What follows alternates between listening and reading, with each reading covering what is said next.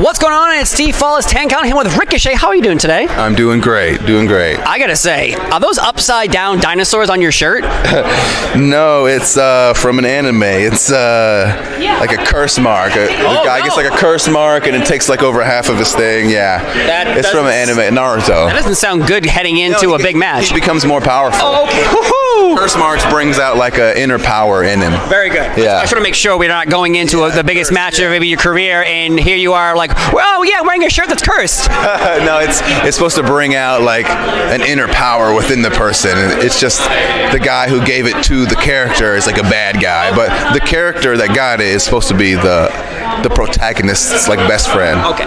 Now, you know, recently, as the internet knows who you're involved with in a relationship, you know, we know, Samantha.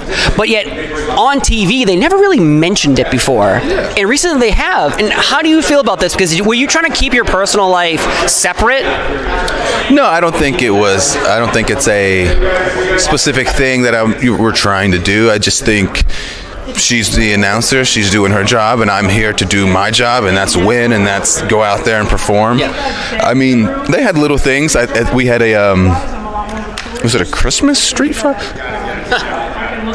I forgot what it was. Me and Braun versus the Imperium. We had a little street fight, and then Braun brought up the mistletoe, and then me and Sam had a little kiss. So like they've mentioned it before here and there, but I don't think it's something that they're specifically trying to like harp on and just, you know, let everybody know. And we've posted pictures, you know, in stuff. So we're not trying to hide it or nothing, but he was the one to actually just bring it out and mention it in the way he did.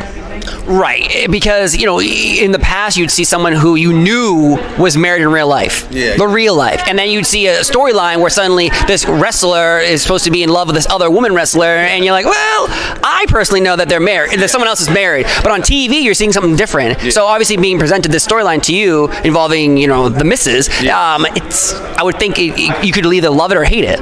Yeah, but that's the thing. That's where kind of I think the misconception is, because it's like, especially nowadays, the product that we put out, the WWE product that we put out it is again, like when you watch Pirates of the Caribbean or you watch whatever movie you're watching, you know that the two who are the love interests are probably married to whomever they're married to, but you're watching this movie and this is what you're invested in, and this is what WWE is now producing. So you know someone might be married, but in this story, this is a story we're trying to tell. This is a show that we're trying to put on. This is a different universe. This isn't the same real universe. It isn't shown as a real product of guys going in there fight like the UFC. Right. This is an alternate universe of characters who are putting on a show. So in this alternate universe, these characters like each other, although outside this universe, they're again like just actors. We're stuntman actors type thing. So it's again when I think in those situations, fans or whatever you want to say, whomever's people see, again, like, you know, the Dominic Reyes thing.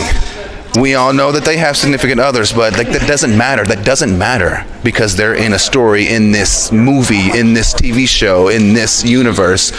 These two characters like each other, you know what I mean? Yeah. So that's kind of how you kind of go about it. Right, of course, because, you know, if you're playing a terrorist on TV, you're not really a terrorist in real life. Yeah, exactly. You know, for years. Obviously, for years, this has been presented in a specific way. Yeah.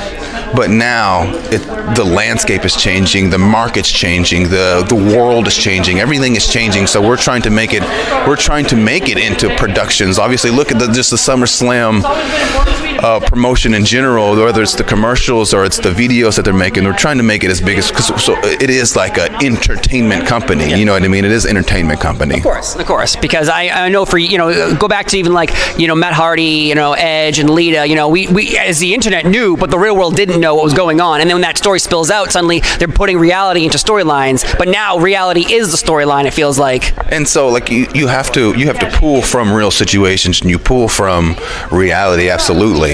But like again, in any movie, in any cinema, they pull from reality. That's why a lot of these movies based on a true story or whatever on a true story. You know what I mean? That's what they say. So like a lot of the stuff is based on a true story, but we have to add our own entertainment aspects and our own, make it big and grand. Yeah, of course. Well, I gotta say, thank you so much for your time. Go get some lunch. Yeah, have a great day.